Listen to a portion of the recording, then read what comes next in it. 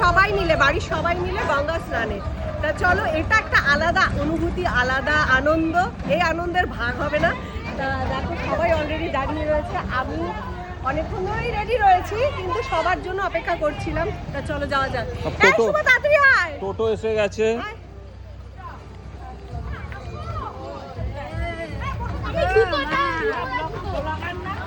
দুটো টোটো সবার হবে?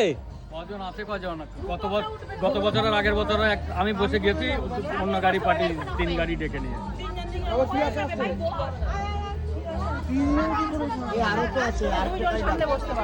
আর কজন আছে দেখি, তারপরে কে কে আছে সবাই চলে আসো, গাড়ি ছেড়ে দিচ্ছে।